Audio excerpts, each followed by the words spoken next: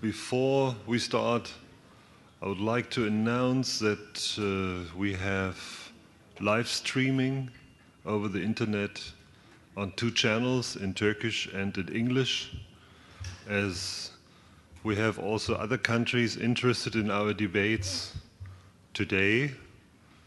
We have sent these messages via our partners and via our offices to the countries in the region and Europe.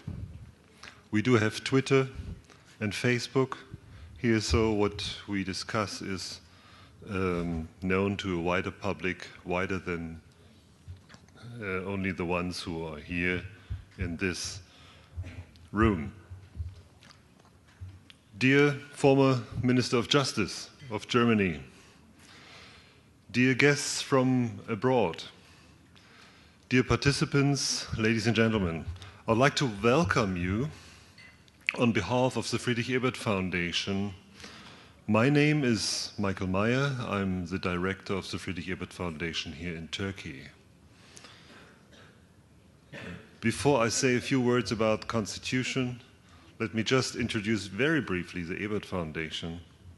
We are active in more than 100 countries around the world. In Turkey, we established an office 25 years ago, and we are active on basically 3 main program areas. One is democracy promotion, rule of law, and human rights.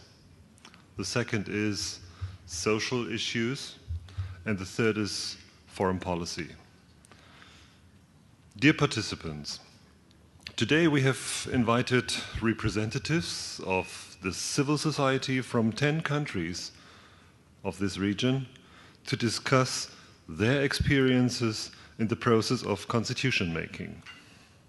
After the Arab Revolution, this process of rewriting the constitution has started in many of the neighboring countries. The level of participation of civil society is very different, as is the specific situation of each country. Are there basic common elements of these new constitutions? Are human, religious, and minority rights enshrined in these drafts? And how are they going to be protected? What are the ideas concerning the structure of the state and government? Centralized or decentralized? Presidential or parliamentarian form of democracy? How is the participation of the people in the process guaranteed? For us, this is a possibility today of experience sharing amongst representatives of the civil society, which should ideally strengthen the network in the region. Ladies and gentlemen, Turkey is currently undergoing a similar process of drafting a new constitution in a transparent and democratic manner by the people, institutions, civil society, and mainly the political parties represented in the Constitutional Commission and in the Parliament. We believe the new constitution of Turkey should be issued with the highest reconciliation possible, by including all layers of the society and all political actors in the process. We also hope that the Commission has the famous quote in mind which says, "The Constitution does not grant rights, it recognizes them." The people of Turkey expect a lot, and it's up to the politicians to live up to these expectations. Dear participants, last October, the Friedrich Ebert Foundation organized a first conference on the experiences in constitution-making processes in 4 countries, namely Germany, Poland, South Africa, and Spain. We have prepared a book which you can find outside. We are supporting 2 constitutional websites. One of them was officially launched by the Speaker of the Parliament. We supported conferences and meetings of minority groups to help formulate their expectations towards the constitution, and we conducted seminars in various regions of Turkey. By supporting all these projects, we hope to raise the awareness that the new constitution is meant to defend the dignity and interests of each and every human being. It's the foundation for Turkey's democratization process. This needs, I know that, patience and the long-term commitment to engage in many small steps. I wish you, therefore, success in today's discussions. Thank you very much for your attention.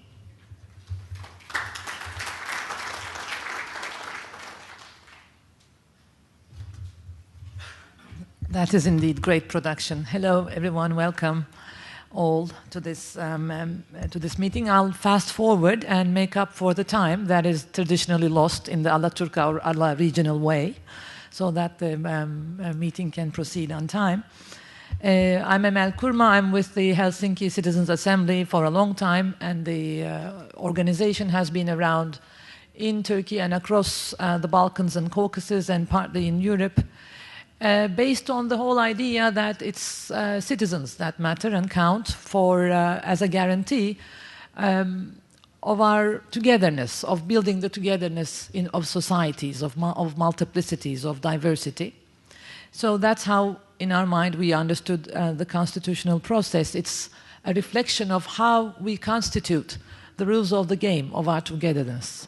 This is relevant not only within our respective countries, but also across the borders. So I'm very pleased and I'm really grateful for this opportunity that the Friedrich Ebert Stiftung and us, we collaborated on this and have come up to this meeting where we have an opportunity on several grounds. First is to have our distinguished guests, speakers, experts who have a knowledge, an insight, a perspective of their own countries and in the region at large, so that we can look into our processes of constitution building or the struggle to build constitutions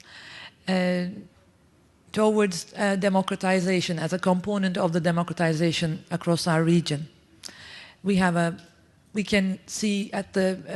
at the bigger picture while looking in our different experiences.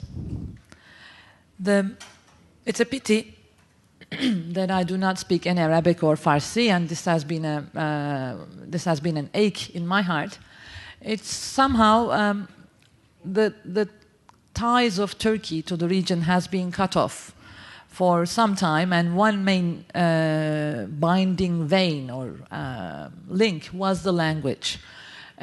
Very few people in Turkey, I believe, speak Arabic. I'm just hoping to see the day where we will have elective courses in the schools, like on Arabic, on Farsi, on Kurdish, Armenian, Greek, so that the region is integrated, not only economically, not only socially, but also on a cultural, political ground.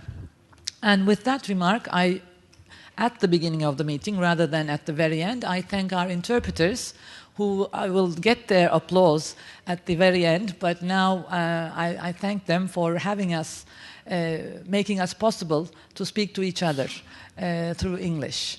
Many thanks, and I wish all of us a good start and a fruitful meeting. Thank you very much.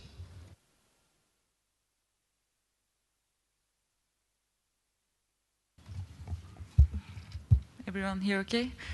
Good morning. Welcome to the first panel of the conference. We're going to talk about Iran, Syria, the Kurdistan regional government, and Turkey today.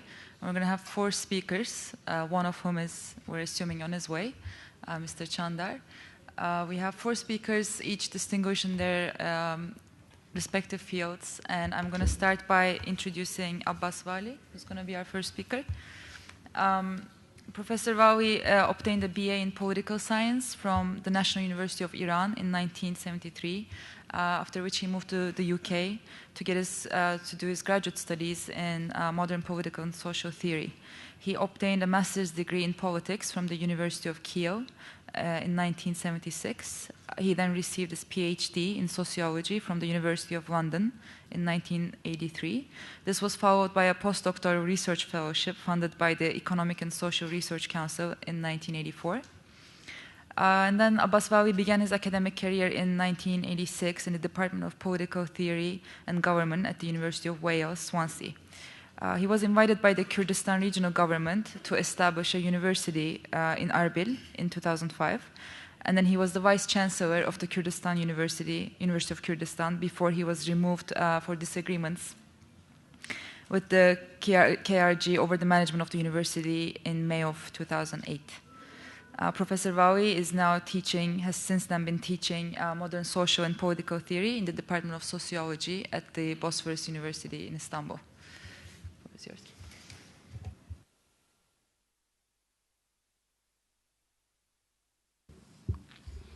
Thank you very much. I think I should start with my discussion with a note of thanks to the Helsinki Citizens Association and also the Friedrich Ebert Research Institution.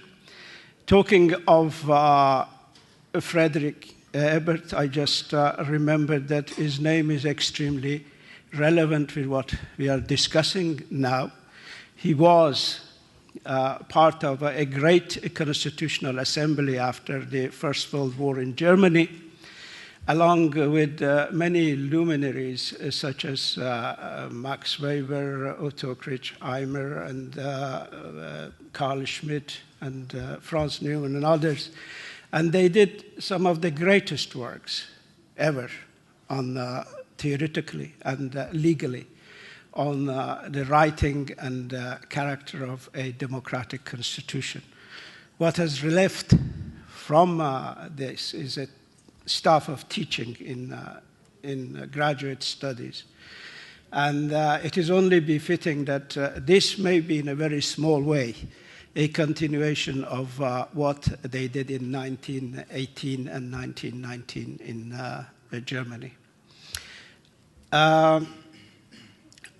I will start my discussion by focusing on the Constitution, both as a Constitution of the Islamic Republic of Iran, both as a formal legal document and also as the object of very important political struggles, political power struggles in Iran in the aftermath of the revolution.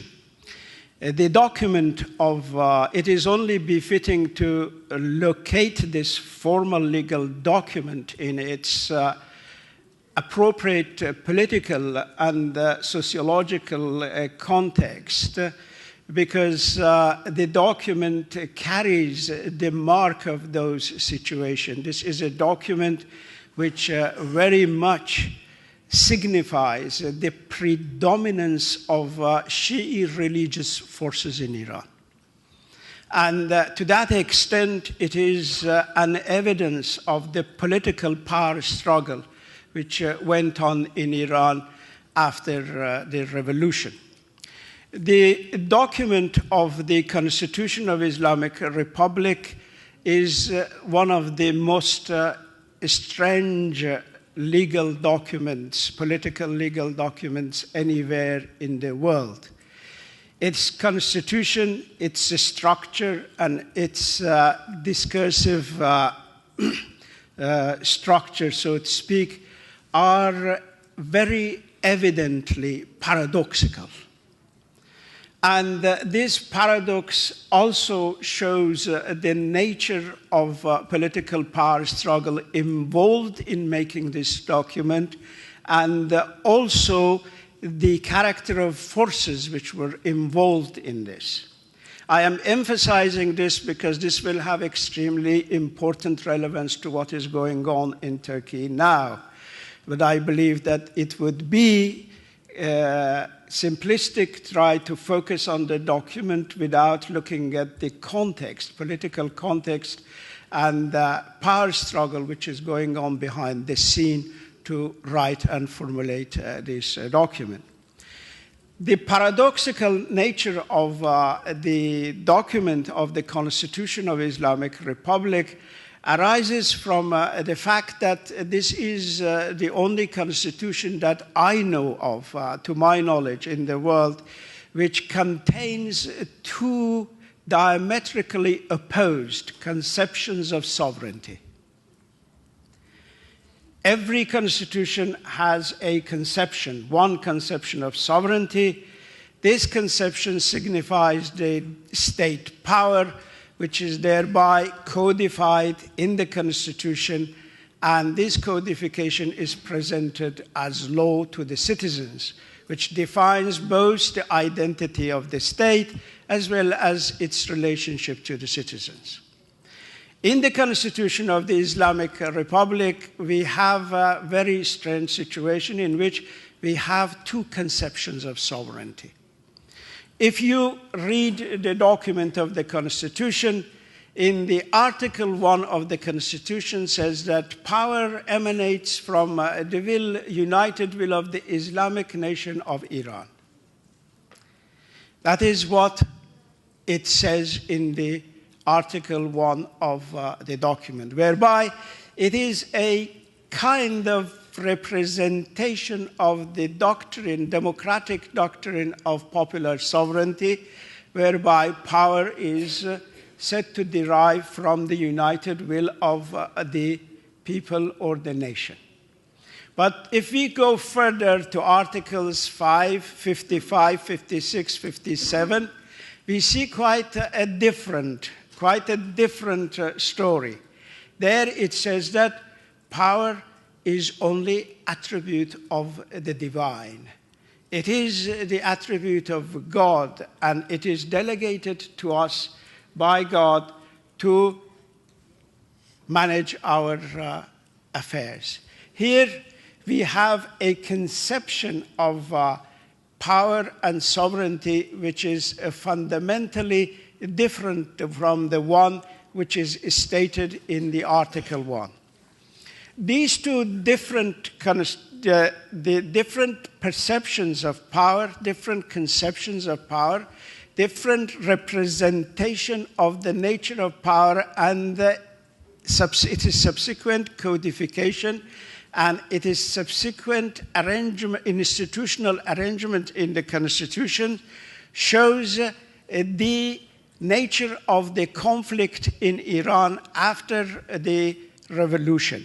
On the one hand, you have the secular forces who have participated in a popular democratic revolution against a monarchist dictatorship, who are expecting to have a constitution whereby democratic principles of popular sovereignty will define the nature and boundaries of power. On the other hand, you have the religious forces who have not only not have any respect for the idea of popular sovereignty, in fact, they are fundamentally opposed to it, and they find it anti-Islamic.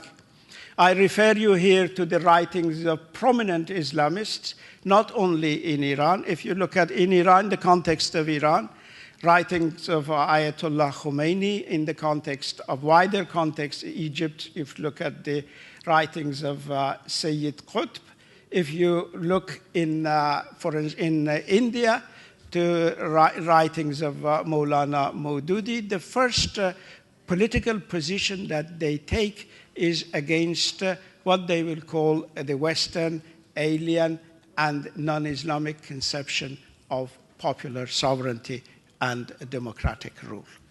Therefore, it is not strange that the power struggle in Iran was conducted in terms of the opposition between these two conceptions. And this opposition, of course, was in the wider context conducted in this battle was conducted in a situation where the power of the ruling religious forces was increasing immensely. And if we look at the date that the Constitution of Iran was put into referendum, which was the end of December of 1979, we look at that date and look at the context of Iranian politics in a huge turmoil, in a situation which has been created by the religious forces, and this is basically resulting from the takeover of the American embassy on the 4th of November 1979. The takeover of the American embassy is a very astute tactical move that the religious forces have done, and the religious forces have done that, particularly Khomeini himself, Ayatollah Khomeini himself being behind this, and this is to disarm the radical political forces which are on the left and the center of the political field, and they are opposed to any idea of a religious constitution in Iran. As a consequence of the takeover of the American embassy, we see that the left, both the radical left and the conventional left, is split subsequently. Is split on the nature and on the idea of who is the real anti-imperialist in Iran. The takeover of the American embassy had left very little doubt in the mind of the majority of the left in Iran that who was the real anti-imperialist. And this made it very easy for the religious forces to divide the secular opposition and take their, if you like, ideas forward insofar as the Constitution was concerned. The first draft of the Constitution did not contain the doctrine of the government of or guardianship of the theologian, which is authored by the late Ayatollah Khomeini. The first draft did not contain that because it was still the Constitutional Assembly, and the battles which were being fought in media, in the public sphere, were very much against that. But the revised form of that draft, which subsequently became the text of Iranian constitution, did contain that. And it shows that in the period of from the beginning of the first week of November to the end of December, the political scene in Iran had fundamentally changed in favor of the religious forces.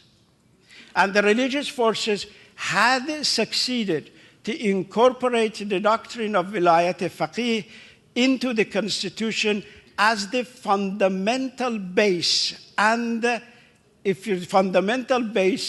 focus of political power.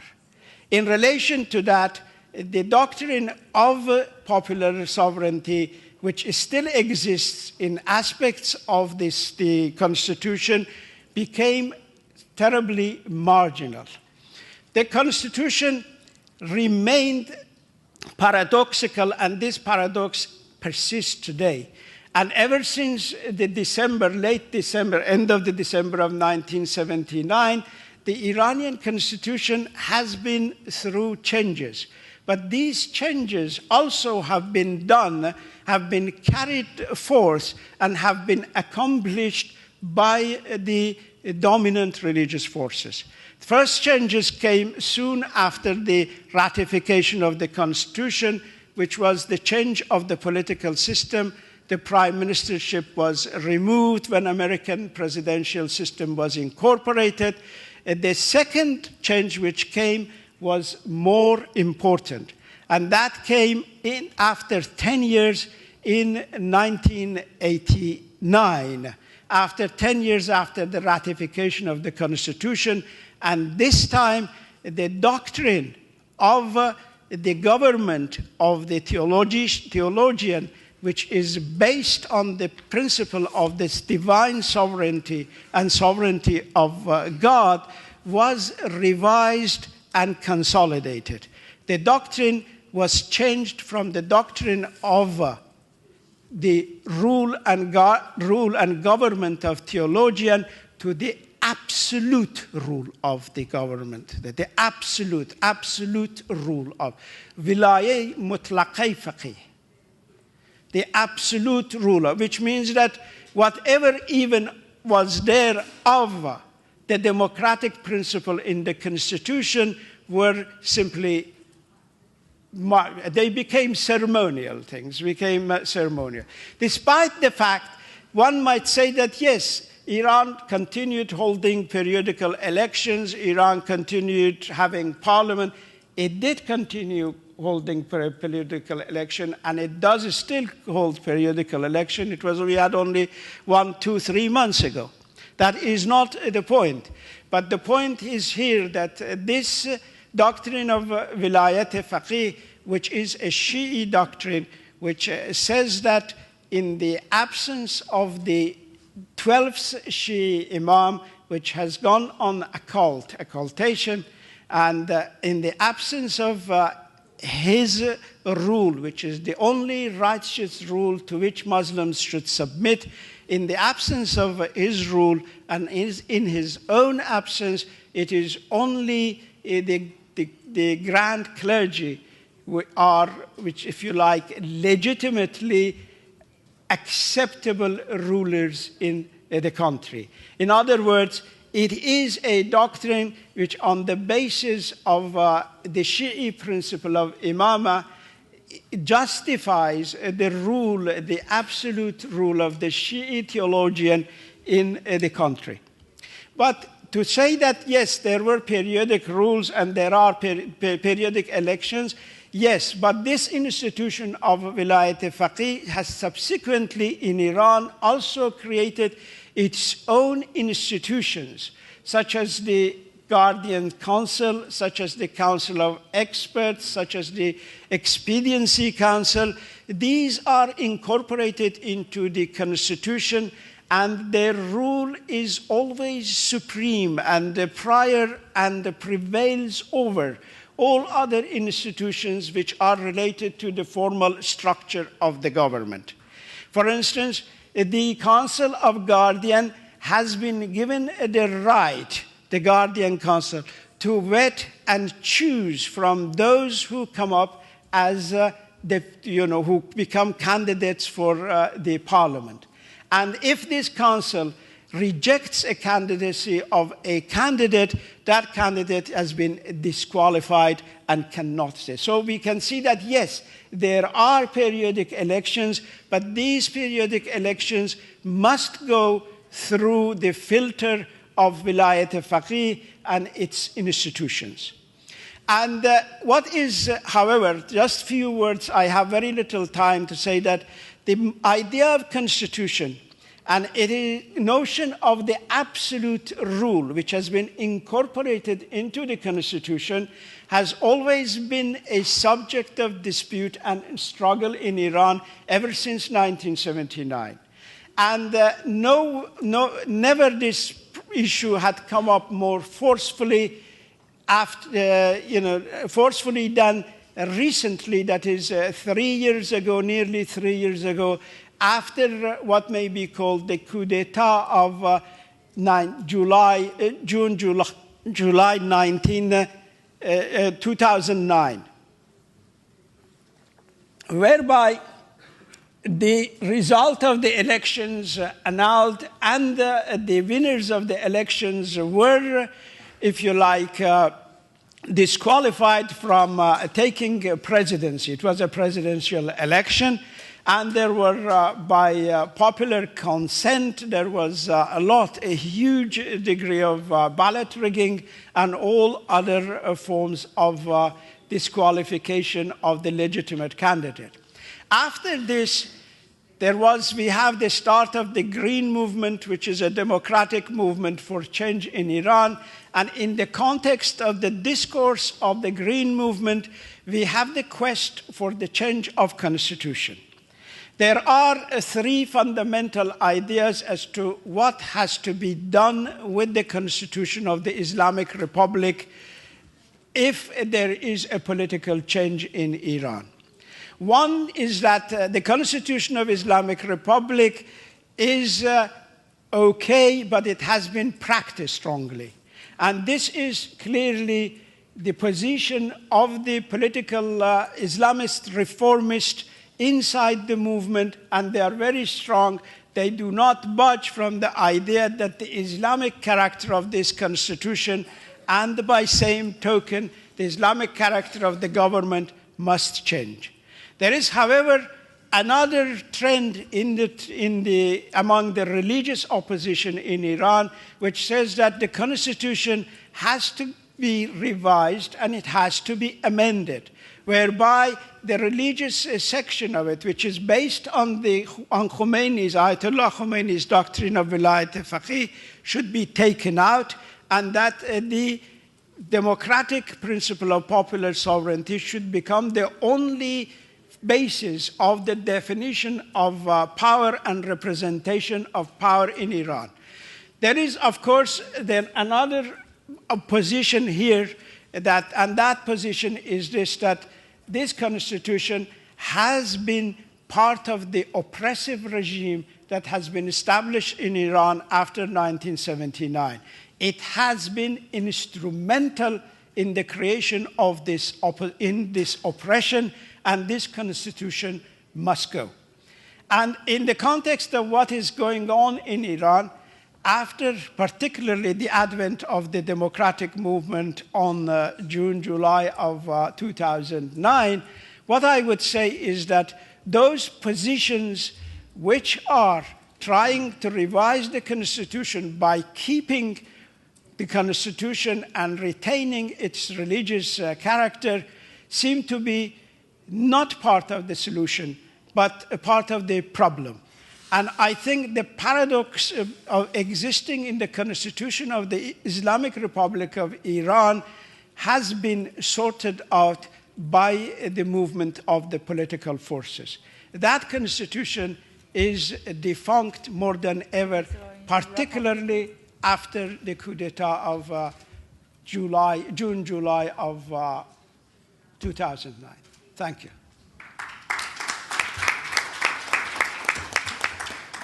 Thank you very much, Professor Vali. I think as we go along, we're going to see clear analogies between these four entities, as well as parallels and contrasts, which will be good to keep in mind for our discussion later, which will be, for which we'll have about an hour. So do keep note of those. Next up, we have Professor Christian Sinclair from University of Arizona. He's the Deputy Director of the university's Center for Middle Eastern Studies, and he's the Director of their program in Jordan. He's also a member of the Executive Committee of the US-based Kurdish Studies Association. Professor Sinclair teaches democratization and human rights in the Middle East at University of Arizona and ethnography of the Middle East in Jordan. He's given more than a dozen talks in the past couple of years in the US and Europe, mainly on the human rights situation of the Kurds, with particular focus on the media, language, and politics. And his most recent article, which was published in Meier, was The Evolution of Kurdish Politics in Syria. He has lived in Syria for 7 years in the 90s and has returned regularly since then. Professor Sinclair, you have about 20 minutes. 20 minutes. Yeah.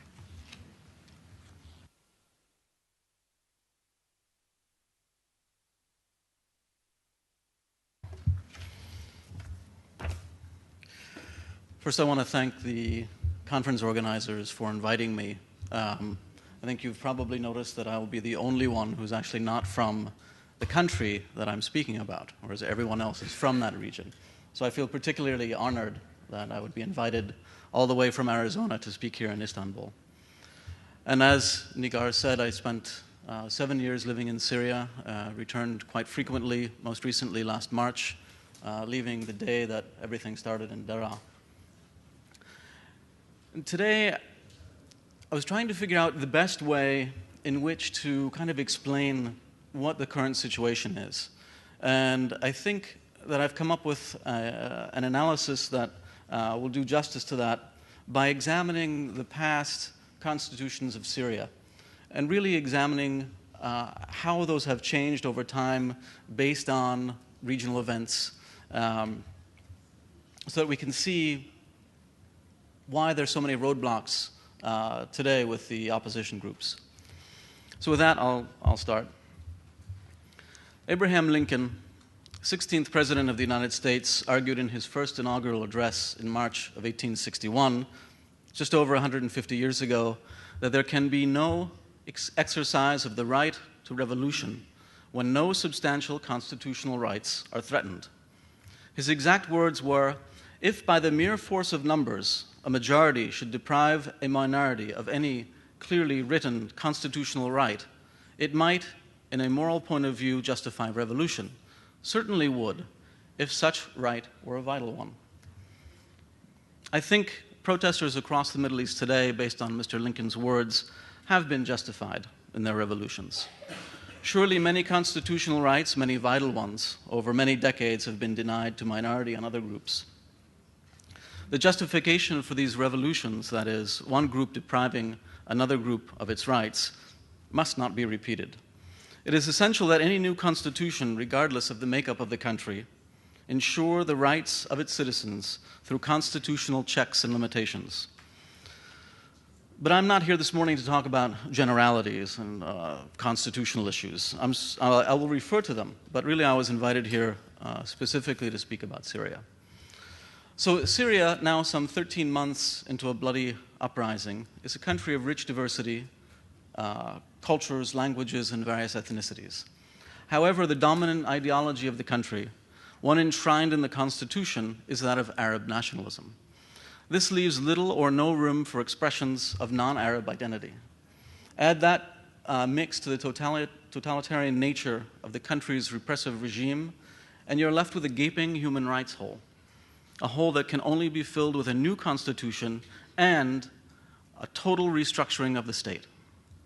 The constitution in place in Syria at the moment, promulgated in 1973 and revised last year, is completely meaningless given the autocratic nature of the regime, a regime whose own ideology promotes its own interests rather than that of the people's. In the crafting of a new constitution, one might ask, what is the role of international law? International human rights law establishes a set of universal requirements for the legal and administrative order of every state. International human rights law is built on the Universal Declaration of Human Rights, UDHR. The insistence on popular sovereignty or democracy is one of the most salient features of the UDHR.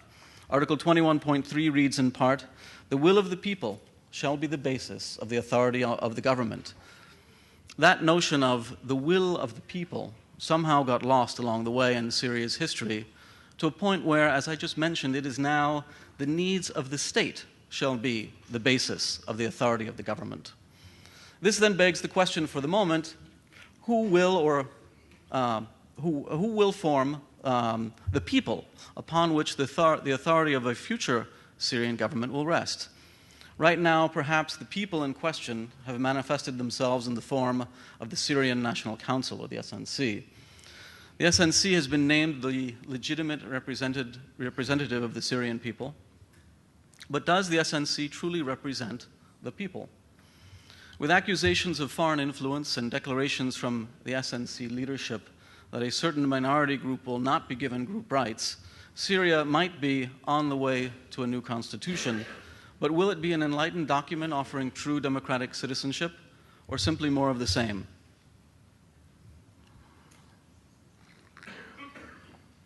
Of course, the minority group that I refer to is Syria's Kurdish minority. The Kurds in Syria make up approximately 10% of that country's population, and it's the largest ethnic minority there. They have long been denied the most basic expressions of identity in a ruthless push to promote Arab nationalism and save the territorial integrity of the state. I think you'll see some parallels with other regional entities here. So most of my talk this morning will be focused on the evolution of Syria's constitutions and a look at the at Kurdish rights and how they've been excluded from participation in democracy in Syria. I think then at that point we can ask, what does this long repressed group need to feel like equal partners in a new Syria? And also what mistakes of history have led us to the current situation whereby this group has been so brutally repressed? Citizenship might be one of these demands. So let's look at that for a minute. If we examine the modern concept of citizenship, this would imply a quest for integration at the national level without distinction based on race, color, religion, gender, etc. A new Syrian constitution must ensure the process of integration moving towards democratization. It requires a willingness to integrate rather than exclude in whole or in part, and requires integration without assimilation. Integration without assimilation, that's absolutely key. So let's jump back from modern concepts of citizenship to an earlier time. Back in Greek and Roman times, notions of citizenship existed but then disappeared during the medieval period. Citizens initially were members of the networks within emerging cities, where citizen is derived from the word city. And those in the city, in other words, those living within the city walls, had the power. Those city walls today are represented by an ethnic and ideological divide, leaving Syria's Kurds outside of those metaphorical city walls. A new constitution, a new state structure, must expand those walls in order to incorporate all of Syria's people, not just the Kurds, but everyone. Syria is a multinational state that for decades has been ruled by one national group, the Arabs. So the only path really to equality for a Kurd in Syria, the only way of obtaining any form of respect or dignity, was to accept the assimilationist policies of the regime. At that point, you were then allowed into the city walls, so to speak. Those who refused became second-class citizens, denied their right to express their identity and speak their language. Others became stateless altogether, simply existing as unrecognized inhabitants. Since Syria's separation from the Ottoman Empire, the country has witnessed many constitutions and constitutional changes. In the early years immediately after the dissolution of the empire, Syria was, ever so briefly, not even for a year, the Arab kingdom of Syria under Faisal. Syria then became a mandate under French administration, and it took 8 years of haggling between the French administration, between the French mandate authorities and Syrian nationalists to come up with a constitution that was even remotely agreeable to both parties. But at no point during the mandate, despite these 8 years of negotiation, was any constitution consistently in full force. The very first constitution, that of 1920, called the Syrian government an Arab government. So we see from the beginning, 90 plus years ago, there was a move to make Syria an Arab nation. But as I said, that was a very short-lived experiment, and the French jumped in, establishing a mandate. The French High Commissioner at that time, Monsieur Ponceau, worked with the Syrians to prepare a constitution and the formation of a constituent assembly to draft that constitution.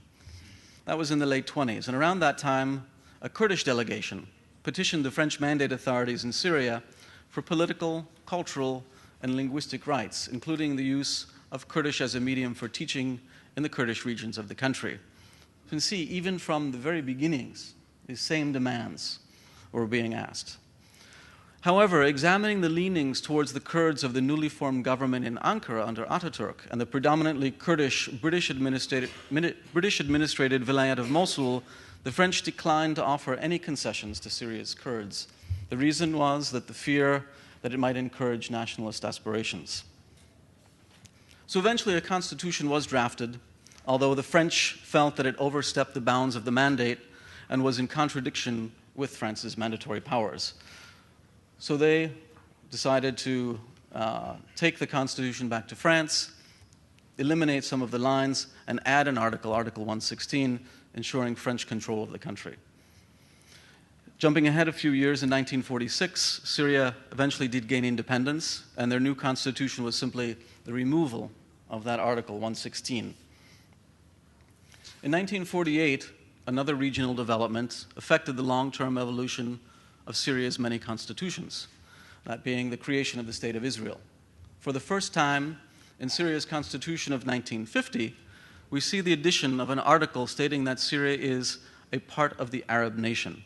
This can be seen as a direct response to the formation of the State of Israel. In an excellent article from the Middle East Journal back in 1951, Majid Khadouri discusses the question of Syrian unity as another additional factor that influenced Syria's constitutional evolution. The French, if you remember your history, carved up bits and pieces of what was Greater Syria, offering parcels of land to neighboring countries and even establishing Lebanon as an independent entity. This might be Syria's version of the Sèvres syndrome. Khadouri continues in his article, probably far more disrupting to the present Syrian state, this was 1951, than the question of unity is the lack of cohesion among the various political forces. Stability in government presupposes the development of constitutional traditions. Frequent changes of regime hardly afforded an opportunity of developing the tradition of responsibility necessary for stable government. So what was developing at that time? We have a fear of territorial disintegration, rising ethnic nationalism, worries about political stability, and regional geopolitical shifts outside of the government's control. Again, probably sounds familiar with other regional entities facing some of these same issues.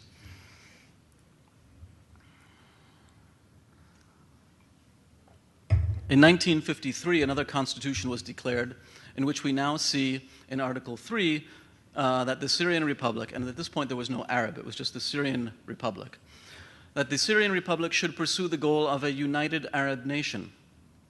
That constitution didn't last very long, though, and a year later, the 1950 constitution was reinstated. But that was the beginnings of this idea of united Arab nation.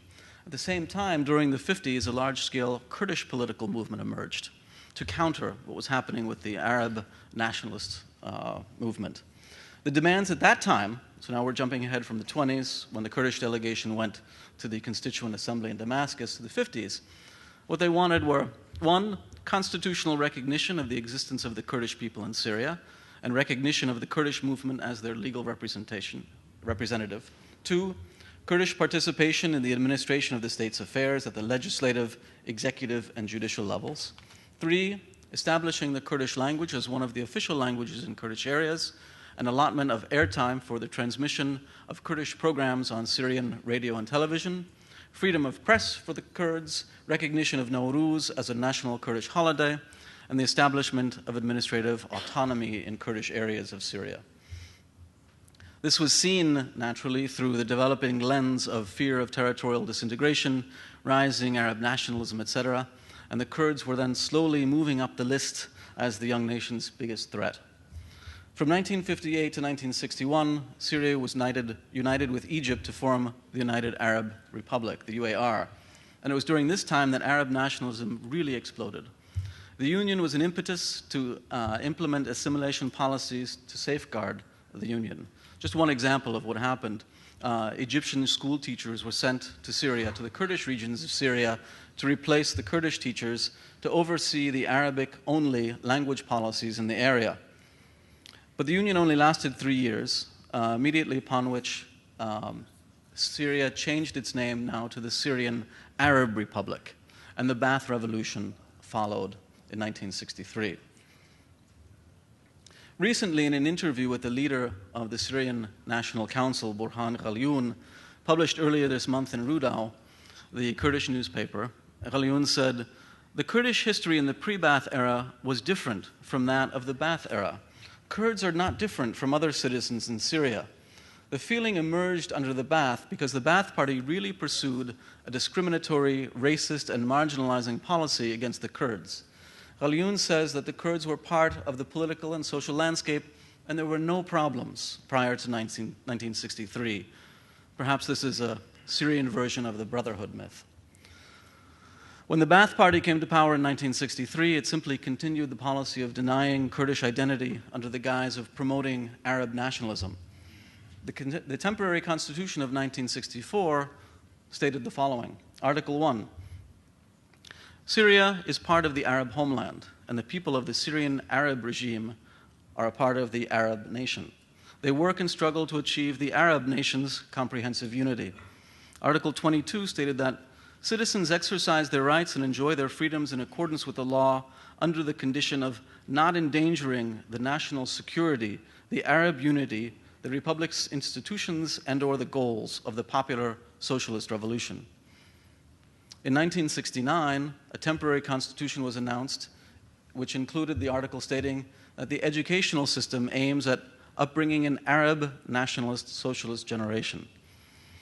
During that time, Kurdish identity was repressed through restricting the use of the Kurdish language in public, in schools and the workplace, banning Kurdish language publications, and prohibiting Kurdish celebrations. However, other non-Arab minorities, including the Armenians and Assyrians in particular, were allowed to have private schools, clubs, cultural associations, and their respective languages taught at these schools. In 1967, school geography texts dropped all mention of a Kurdish minority in Syria, and government registry officials began pressuring Kurds not to give children Kurdish first names. Well, the current Syrian constitution, promulgated in 1973 with few revisions since, theoretically guarantees certain rights and freedoms, including some protections of speech. It assigns the regulation of these various rights to subsequent supplementary laws. These laws disregard the principles of the Syrian constitution and of international human rights conventions. Excuse me. These supplementary laws are used to prosecute Kurdish activists, politicians, and students.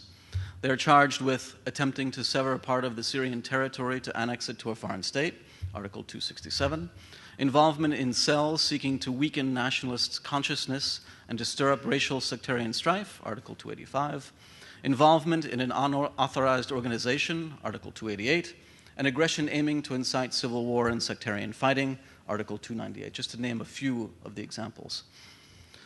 So with little time remaining, I'm sure, let me just recap some of the demands of the Kurdish minority today.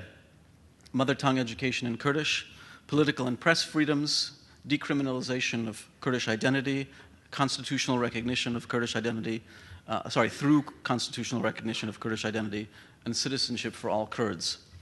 So you can see over the years there's been very little change in what the Kurds are asking for, but the structure of the state, the constitution, and other supplementary laws leave absolutely no room for the expression of Kurdish identity. And Syria has been especially hostile to any Kurdish political or cultural expression. With the current state structures, even with a new constitution, that will not change. With the fall of the Assad regime, will have to come the total dismantling of the country's infrastructures if we really want to see any changes. Arabs, Kurds, and other groups need to work together to reconceptualize the Syrian state into a multi-ethnic democracy modeled on this idea of integration without assimilation. So I'll close here and look forward to discussing this further during the question and answer period. Thank you.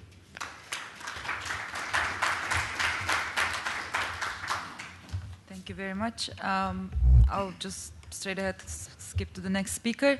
We have a seasoned journalist from Kurdistan in Iraq, Rebwar Kerim Vali. He started to work as a journalist in 1995 and he's currently the editor-in-chief of the Rudaw newspaper, which is being published in Iraqi Kurdistan and in Europe. He's also the chief editor of the newly formed Rudaw TV. Rebwar Kerim Vali worked as a journalist during the civil war that erupted due to the dispute between the Kurdistan Democratic Party and the Kurdistan Patriotic Union. Before he was imprisoned in 2002 because of his articles, he continued to work as a domestic journalist. In 2003, he started to work as a correspondent and representative for foreign press agencies such as the BBC Turkish, RFI Farsi, Independent Europe Radio. In 2004, he established the Piyamner News Agency, which is the first independent news agency in Kurdistan. He is also the founder of Zagros TV, where he functioned as the chief editor for 1.5 years. Wali is the founder of the following newspapers: Haber Post, Baveda, Rudaw. Haber Post was also the first newspaper to be published online in Turkish. His mother tongue being Kurdish, he is also fluent in Persian, Arabic, and Turkish, and he speaks English, and I think he's gonna present today in Turkish. Right? You're gonna present, yeah. Yeah, for which we're gonna need speakerphones here.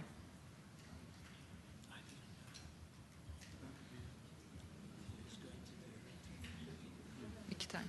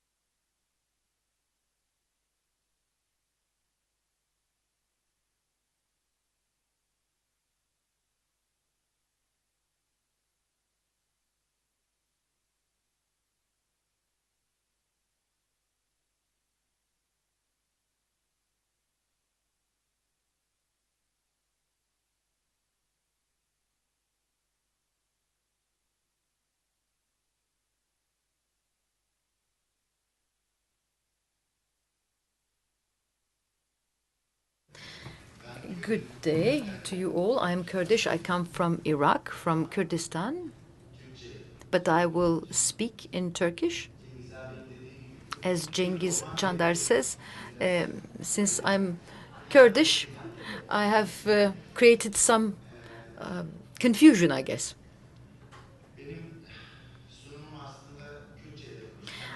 I wrote my presentation in Kurdish, I think, and I write in Kurdish, and I did not write it in Turkish, but I will look at my Kurdish text, and then I will stick to what you have in English as well. There's an English translation of my presentation. What I want to say, basically, is that the issue of the constitution is a multifaceted question for the Iraqi Kurds. In Turkey, there's a discussion of the Turkish constitution, and this will be a process that Turkey experiences within its geographical borders. But for the Iraqi Kurds, this is a multifaceted question. The first point is the Iraqi constitution. The second is their own constitution. And third, the constitutions of the countries in the region, Iraq, Syria, and Iran, and because there are Kurds living in those countries too. So the rights that the Iraqi Kurds have now cannot be compared with that of other Kurds living in the region. And we can say that the Iraqi Kurds have greater rights in Iraq. But they still don't feel like they have the necessary guarantees. And the process that they're going through in Iraq is not sufficient. And they always look to Turkey to see what kind of a constitution will be made in Turkey and how or what kind of rights the 20 million or so Kurds living in Turkey will gain as a result of the constitution in Turkey. I will start with the constitution in Iraq. The constitution of Iraq, which was approved in a nationwide referendum in 2005, is a permanent constitution, and this was approved, as I said, in 2005, and it recognizes the rights of Kurds and other ethnic groups, and in its preamble, it talks about the right to secede, and it talks and defines what that means, and it says that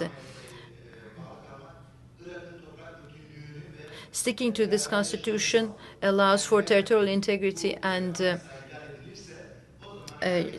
mutual coexistence. And so if this constitution is violated one day, everyone has a right to look to their own future. More recently, there's been a discussion about the independence of Kurds in Iraq, and all this discussion emanates from this article, because Kurds think that this is their natural and legitimate right based on the constitution. There have been 7 constitutions in Iraq. The first one was made in 1925, where the British were very much involved. Before that, there were some tribal rules and various alliances between different regions, and Iraq was governed in this way. And later on, there was an effort to come up with a modern constitution. Turkey, Iran has gone through these processes in the process towards transitioning towards democracy. And when all these regional developments were taking place, the British were very much involved with what was going on in Iraq, and they were involved in the writing of the constitution. And there have been, after this first permanent constitution, there were 5 constitutions, and they were all called interim constitutions. And the very recent constitution, which is written in 2005, is considered to be the permanent constitution. So in the 80 years, from 1925 to 2005, you have the first and the last constitution as being permanent, and the 5 in between as interim. In the first constitution. This constitution was a Sunni Arab focused constitution.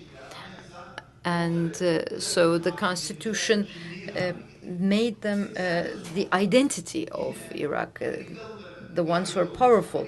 And then 80 years later, where this time the Americans, again, foreigners were involved, there was another constitution that was made, and the identity of Iraq has slowly moved to a Shiite character.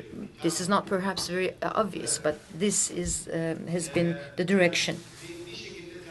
So you might say that history has repeated itself between 1925 and 2005 with these two constitutions. The Arab Spring, of course, is something that we have been discussing very much in the last year or two. And if we consider that as an uprising of the people against dictatorships, if we understand the Arab Spring as such, then you can say that the Arab Spring started in Iraq in 1991. In other words, 20 years before it happened in Tunisia, in Egypt, in Libya, and in 1991, 80% of Iraq, the Kurds and Shiites in the north and south, rose against the rule of the Abbas party. And the world, unfortunately, watched, didn't do anything, and the Iraqi army crushed this uprising, killed thousands of people, and what is taking place in Syria took place in a similar way in Iraq.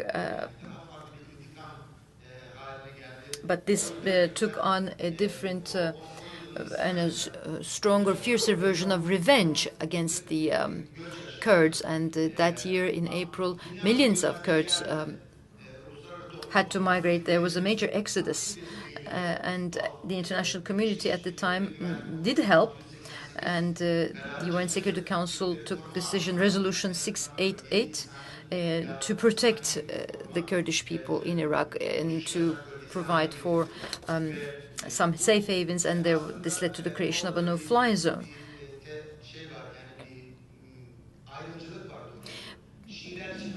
But there was, you might say, discrimination there as well, because this did not happen to the Shiites, maybe because they did not engage in mass exodus. Maybe the Western countries were afraid that Iran would occupy the region, and so this was a fear on which they acted.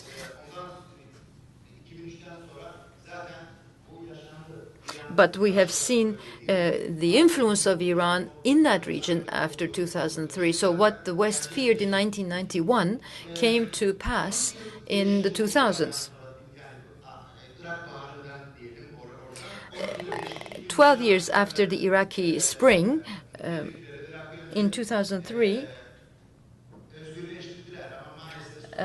the Americans first helped liberation, and then they became, unfortunately, occupiers.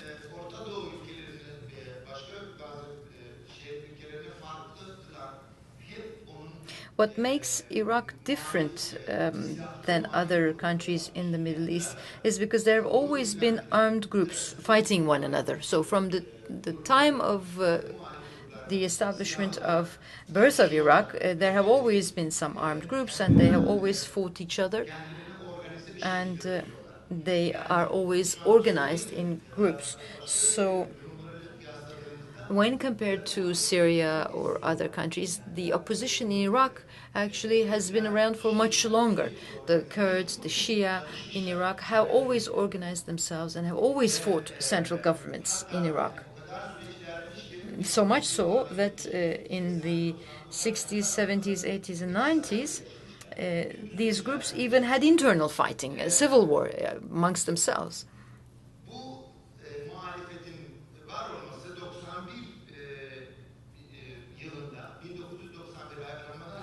After the uprising in 1991,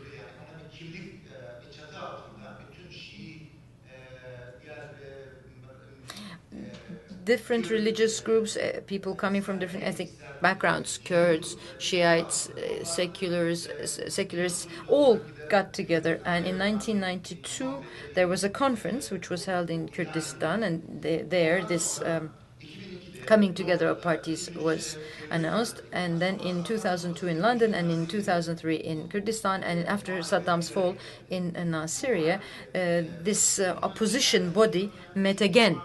It's very important to talk about this opposition, because now we talk about the Syrian National Council. This council doesn't have a past, a history. It's not rooted in the past, and therefore it's not very influential. Whereas in Iraq, the opposition has been there for a long time. It has organized itself in the past, and therefore it was more forcefully involved in the processes, and they initiated the process of writing the constitution. From 1992 until 2003, all these groups met and formed alliances to create a democratic Iraq, which has a pluralist democracy. And this was what the groups wanted, and they wanted to also have a federal system in Iraq, and all the groups agreed to this. The current constitution of Iraq has been made based on the ideas of these different groups, in my opinion. In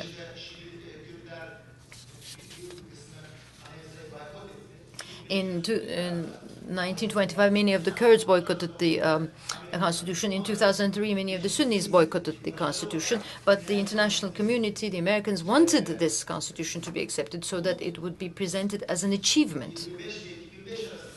So this was the case. And the interim constitutions between 1925 and 2005 have been constitutions which were made by the groups that came to power. So those constitutions were like the party manifestos, and they were presented to the people in that way.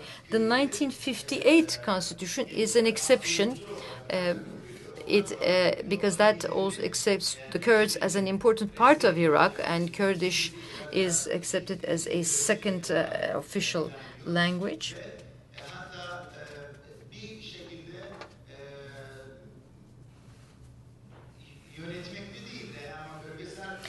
And the 1958 constitution talks about activating of regional administration.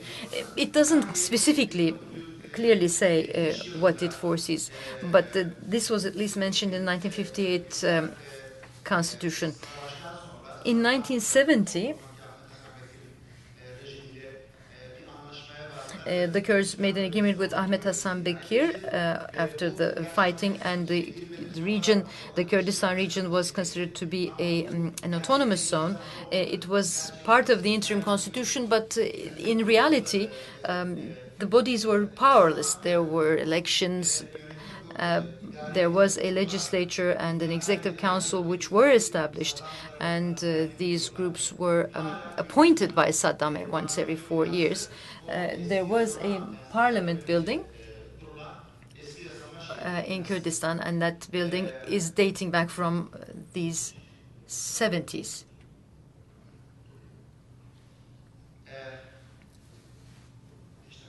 I have 5 minutes? 7 then.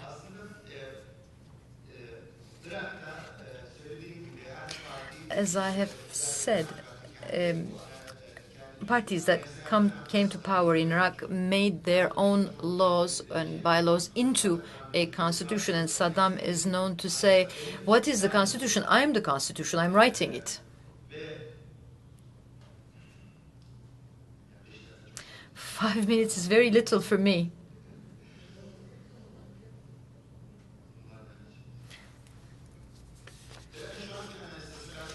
The current constitution of Iraq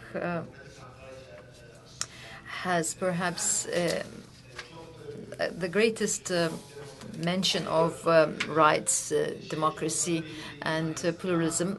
So it's much more comprehensive today than it has ever been. But it has mostly been on paper. It has not been practiced. And in these 7 years since its approval, it has been violated. It was not implemented in many occasions. Sunni Arabs, for example, last year wanted to establish a federal region, and the central government did not allow them to do so.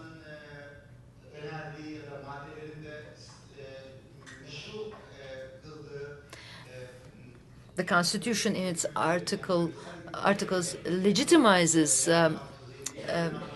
the use of underground resources, oil and others, but there are all sorts of difficulties there. The central government doesn't allow for the practice of many of these rights.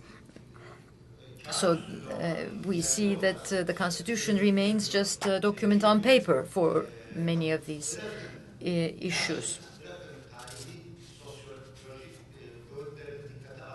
Iraq's history, its sociology has to be taken into consideration, and the constitution has not been written by taking those factors into consideration. This constitution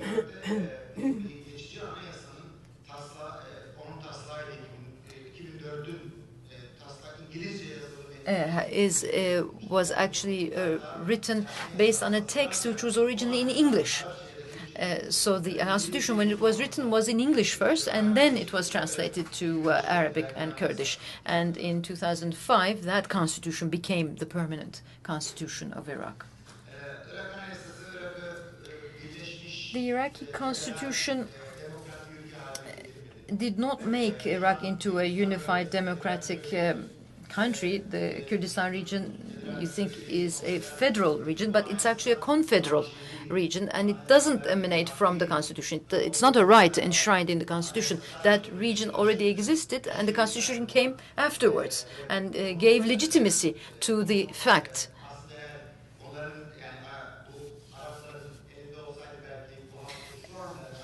If it was in the hands of the Arabs, they would not perhaps have extended this right. If you look at Article 140 of the Constitution, that article is about territorial issues between two countries. It's not about territory issues within a country, because if this were a truly federal system, it would not have mattered who administered some regions, central or local regional administrations. So federalism only remains in name. There's actually a regional administration which has to liaise with the central government, so this is how it has to be.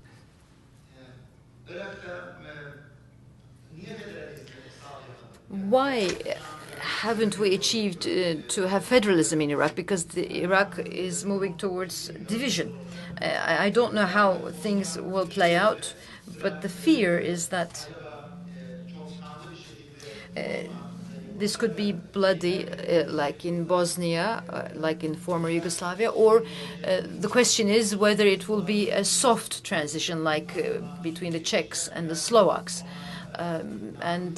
I, unfortunately, think that this will be bloody because there's the issue of territory.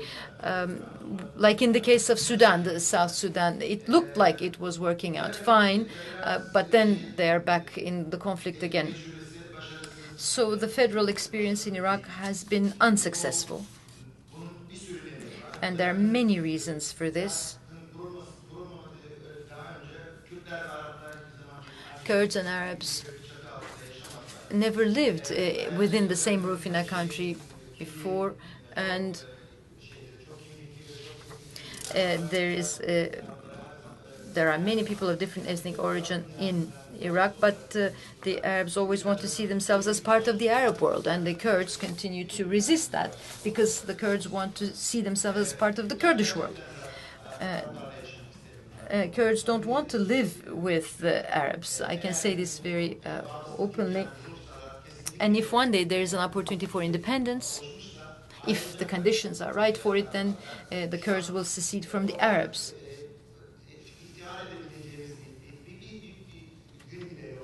There's not a single day which we can share the 9th of April was the day the Saddam regime fell. And that day has been celebrated for 5-6 years. This was a decision of the parliament, but this was recently removed and because it was then considered to be a day of occupation by the Arabs. So it's no longer celebrated. I know my time is running out. I had a lot other things I wanted to mention. Kurdistan had its own constitution. We went through that process. I'll go very briefly here. Up until 5-6 years ago,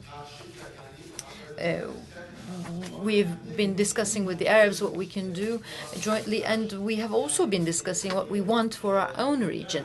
Ethnic rights, cultural rights have been achieved, but we have been talking amongst ourselves about what we want to do. We have in 2009 a draft which was passed from our parliament, but this was not put to the referendum because there was a lot of opposition. Although it did clear the parliament, it was not put to vote. We want to have a more democratic, free, national document. This is what people want to see happen with this regional constitution. I think we'll have discussions for about an hour and 15 minutes. I think we can discuss things then. Thank you. Thank you very much.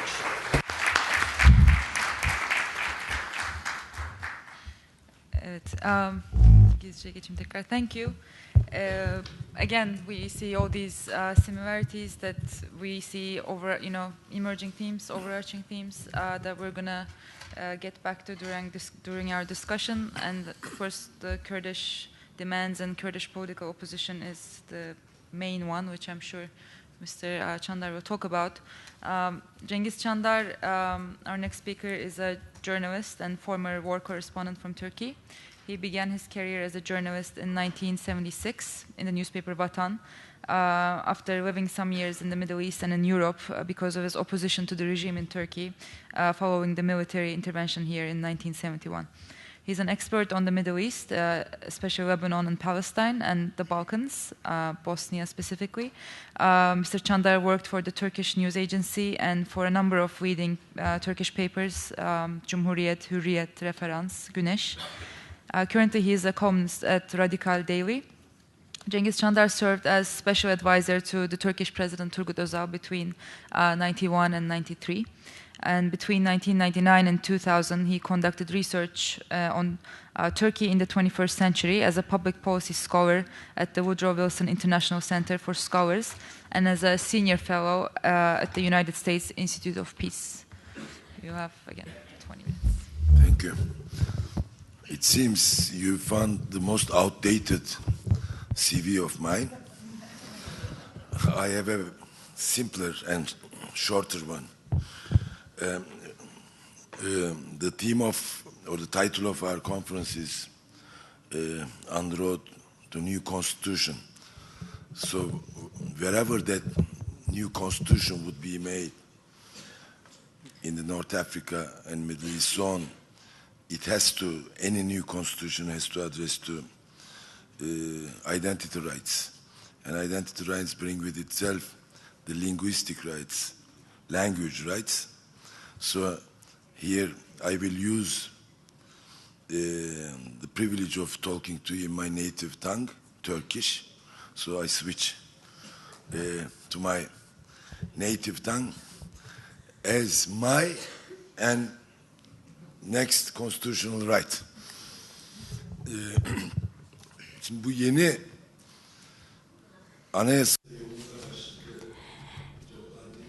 Now, we are talking about the way to a new constitution, joining the discussion on the regional countries like Iran, Iraq, Syria, and the Kurdish region, and Turkey as well. The speakers before me had really put forward a series of striking ideas which we certainly need to discuss.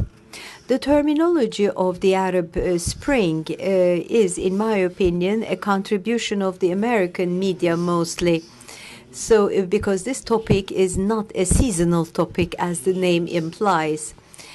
The when we saw the pictures from Tunisia and Libya, and then in Libya, then the American media organs who had baptized this movement as the Arab Spring, they immediately changed the name and said the Arab Winter. So we have to see if we can come up with a better terminology. Because in all these countries, in Syria, in Egypt, everywhere, Arabs themselves were involved. When you go to Tahrir Square nowadays, when you talk to an Egyptian citizen, they signify what they did as a revolution. The same with Syria, the same with Tunisia. They define this period as a revolution. So this is a chain of developments which will take a longer time. So particularly in the picture that we have in Syria, this movement still is not sure which direction it will take, how it will end. So it is a historical process whose continuation on which we have still certain doubts. Some call this process as the Arab Enlightenment, and if it is really an enlightenment, then a meeting titled "On the Way to a New Constitution" becomes more meaningful, in my opinion. A famous Western Islamic personality. Well, actually, he's not Western. He's in the. He is from the descendants of Hassan el-Betma, and he's Tariq Ramadan. He's an Egyptian, actually. He calls it the Arab uprisings. Well, whatever and however you call it. It coincides to the same period when Turkey is also trying to prepare a new constitution. So all of these developments historically overlap with one another. This is what we're confronted with. Last year, after the election, before the elections in 2011, where the votes of the governing government went from 47% to 50-odd%, their main emphasis was on the preparation of a new constitution. And for more than a year, there were these preparations in such an intensive preparatory process, also covering the civilian population. And this was like an exercise of preparing a constitutional text. We were confronted, so to say, with an inflation of constitutional documents. Well, but we still don't know. We are not very sure still whether we will have a new constitution in Turkey or not. But this concept created a new mobilization on the part of the Turkish people, and many groups who did not come together in the past, all of a sudden took an interest in this topic, and they joined their forces. I was in Malatya a few days ago. There was a assembly called the Smaller Parliament there, and they were discussing one part of the new constitution. And this is not only true for Malatya region only, it is true for very different provinces, very different regions in Turkey. So the search for a new constitution, this is a social demand, and it is at the same time a political promise by the governing political party. And this is also a hope for the Kurdish, for the solution of the Kurdish problem, because we need the Turkish constitution, which make the solution to that problem more legitimate. And we need that desperately. And this will coincide with a period of historical developments in the Arab world. So the two processes, the Arab movement and Turkey's search for a new constitution, will be concluded in the region with a variety of new constitutions. And we have an interactive relationship between these new constitutions in the region, so to say. The Arab Revolution or the Arab Enlightenment or the Arab uprising, how you call it, it's not important. It started in Tunisia and reached its peak in Egypt, because Egypt is the most fundamental, most populated and the most biggest Arab countries, and it is the Arab leader in many areas, in the politics, in the military, in all the areas. And this uprising put an end to a regime which continued for the last 30 years. Now, Syria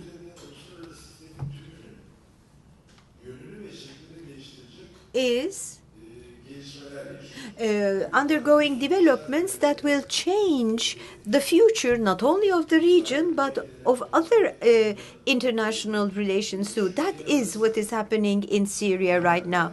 So Yemen, Bahrain, Libya left aside, not because I am discriminating them, no, but just for these are not geopolitically significant countries. Neither they were not in the history, and they will not be in the future, determining the historical evolution of the world. But Tunisia, as the place where the oldest uprising started, and Egypt as the most important Arab country, and Syria, where the development's future is not definite yet. Whatever you have it, this will be a this will have very important impacts on the whole region. And it will change all the balances, not only in the region, but also elsewhere. As we heard from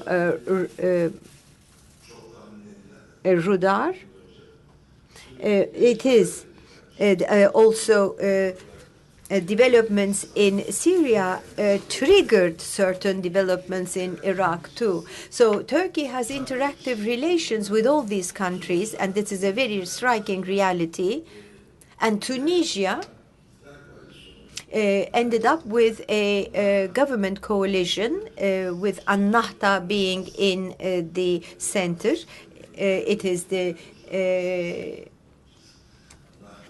It is Ennahda. It means Renaissance.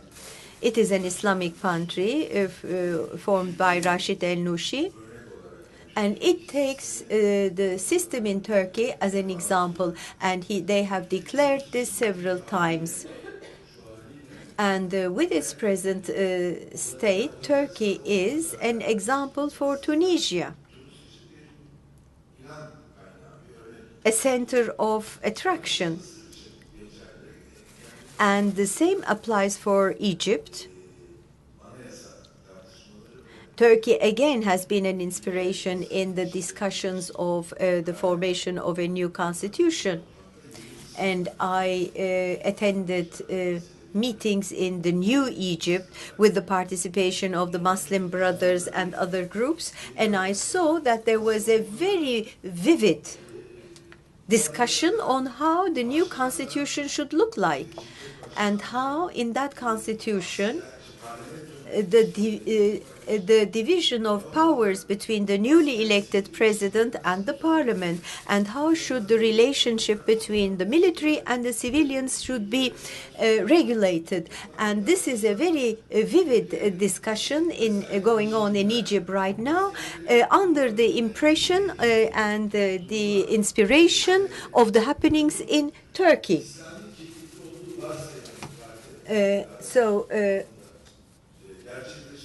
and all these developments that have been developed and realized in Turkey under the government of a political party which is said to be of Islamic origin are important. And the same is in Egypt, there is a joining of the Muslim Brothers and other political parties, but none of these parties are representing radical Islam in the type of Tekbir vel Hicre or the groups leading by Ayman el-Zawahiri. They are called as the leaders of jihad. Even the Salafis are considered there. So the structure of the new power and the new government in Egypt are trying to save themselves from the guardianship of the military and would like to assume the whole power of the government in their hands. And they follow the policies of the AK Party in Turkey. And they are inspired by many things that AK Party is doing in Turkey. Now, we have to say that Turkey has ended its relations with the regime in Syria. It was considered, the Annan plan was considered as the last resort, as we all know, but I don't know how much application it will find. I have my doubts about it. In the spirit of the Annan plan, the existing regime in Syria was conceived as a party. Therefore, from the evolutionary point of view, the position of Turkey right now vis-à-vis Syria is based on a total abolishment of the existing regime there. The official position of Turkey is against that regime in Syria right now, so much so that they have done something that was not unheard of in our past history. We have opened up the borders and our territories to the citizens of a non-Turkish country.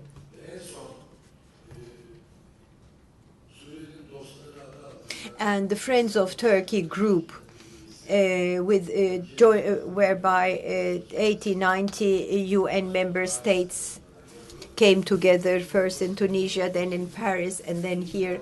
So this group considered the Syrian National Council as the legitimate representatives of the Syrian people.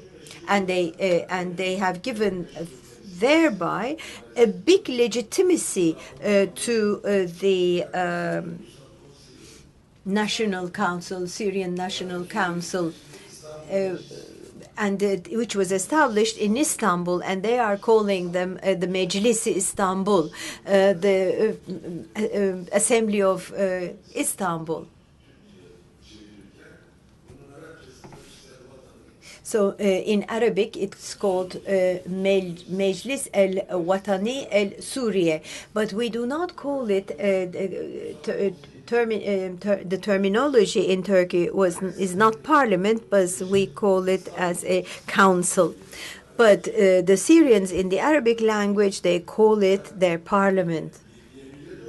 And in one sense, it is true.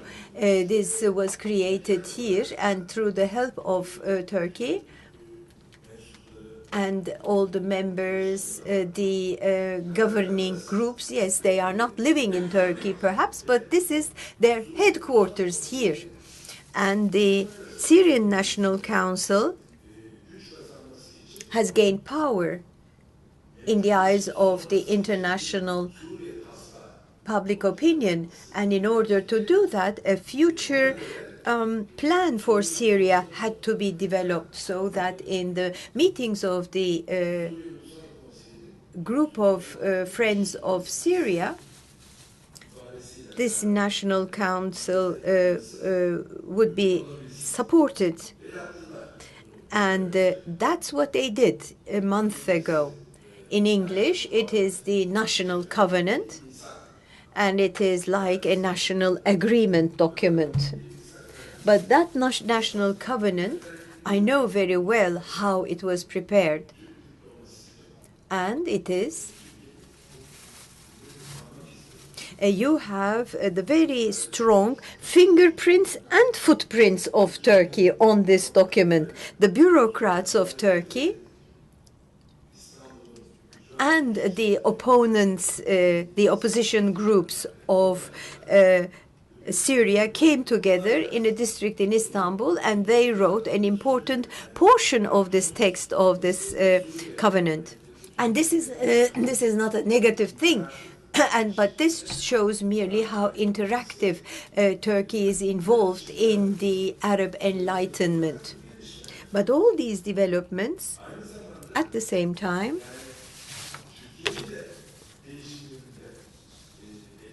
also have the potential of influencing Turkey for change.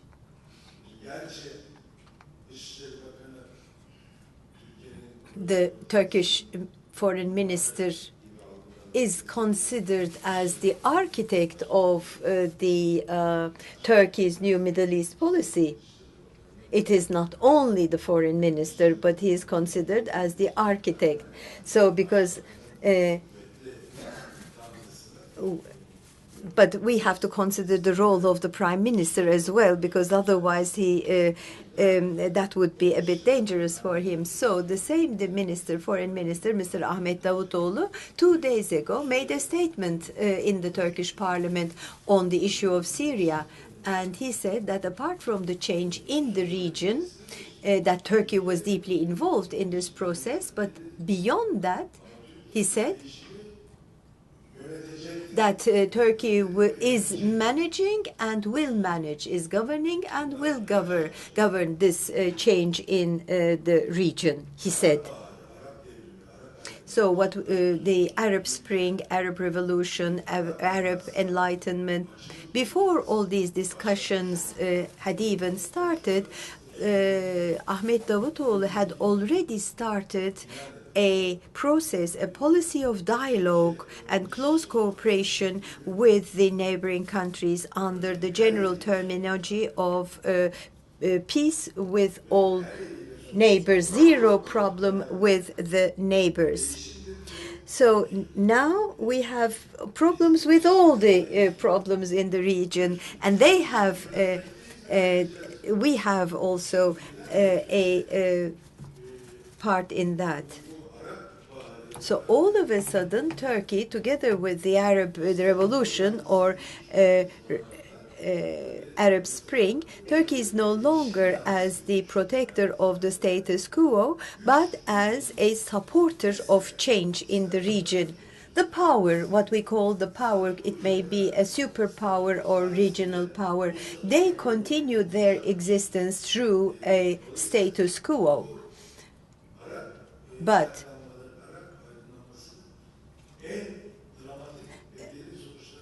one of the most dramatic results of this Arab enlightening or Arab revolution was the fact that it forced Turkey as well to give up the status quo and be more change concentrated, which was Turkey was actually a country which was fixed on status quo and anti-revisionist. But now, all of a sudden, Turkey's foreign policy is changing. It is changing, and it has to change. And now it has problems with many countries in the region. Okay, I have 2 more minutes, so I will be very quick. Now, coming to the preparation of the new constitution. So this change in the region has to be taken into consideration. And in order to protect our claim that we shall be, as Turkey, the governing party of this change, or being an example or a center of influence for the Arab countries, we have to take very seriously that change issue and the preparation of the new constitution issue. Maybe Turkey is now under a very, very serious, very, very unexpected promise and expectation of the others outside of Turkey. Because as Rudaw has stated, otherwise in Iraq, for instance, there is the process of a disintegration there, and there is the group that we call Kurds. And with the developments in Syria, a very serious conflict may be triggered between the different beliefs and ethnic minorities in the country, in the region, I'm sorry. Well, the Kurdish regional government, it is not a very good implementation of federalism. I agree with what he says, but do you really believe that federalism will be implemented in a place like the region of the Middle East? Because federalism is synonymous in many countries of the region with division. And that is true since the Ottoman Empire. So if Iraq is going to be divided, it won't be divided because of federalism, but no, quite the contrary, because there was no successful and efficient federalism applied there. So whatever whichever country you consider in the whole Middle Eastern and North African region, if Turkey is going to continue its influence and inspiration over these countries, they will also look up to the new constitution of Turkey. So therefore, Turkey has to prepare the new constitution in a way as to answer the expectations from Turkey as the leader or the governing country of the change in the region. Otherwise, the position of Turkey that it acquired in the last 10 years will completely revert to how it was conceived in the times of the Ottoman Empire, where it was conceived as a military power like the United States or others in history. But Turkey is, with its economy, with its commercial capabilities, and with its diplomacy, gives a very different picture right now. And we also have cultural influences also. So these were all acquired through the powerful stances of Turkey. And therefore,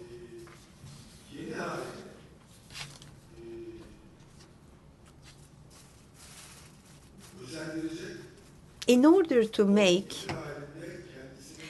in order to have a really good functioning new region, we need to have a constitution of our own, which is multicultural and multi-ethnic, apart from its identities like a secular, democratic, and Islamic country.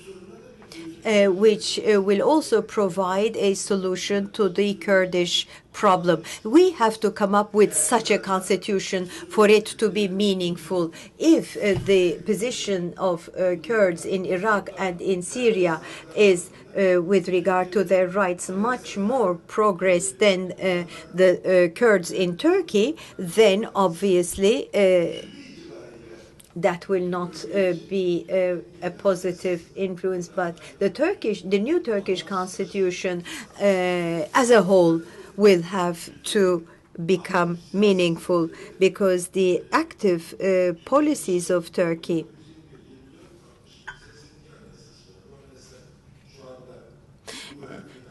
were also present in the previous constitutions. We had the Constitution of 1921, 1924, 1961, and 1982. Actually, the constitutional process goes back to the year 1876, the Ottoman Empire. And there we have very common traits with Iran and the constitution in Iran. But within this picture, only the Constitution of 1921 could give a reference for the active political participation of the Kurdish people. And at that time, Turkey was not republic yet. And therefore, the new constitution should cover similar provisions like the Constitution of 1921 in order to grant, recognize, and protect the rights of the Kurdish people. So it has to be a decentralized constitution. It has to be prepared with the spirit of decentralization. Therefore, if we give no way, no place for Kurds in our constitution, then in consideration of the probable developments in Syria and Iraq, because of the failure of Turkey to come up with a proper constitution, it will lose its powers of attracting, of being a center of attraction and inspiration, and therefore a regional power in the region. So there is a symbiotic relationship between these factors and the preparation of the new constitution in our country. We shall see altogether what the future will bring us. Thank you. Bayağı konuşacak bir şey birikti. Thank you very much. We will have a short break now, 15 minutes. We shall reconvene here 25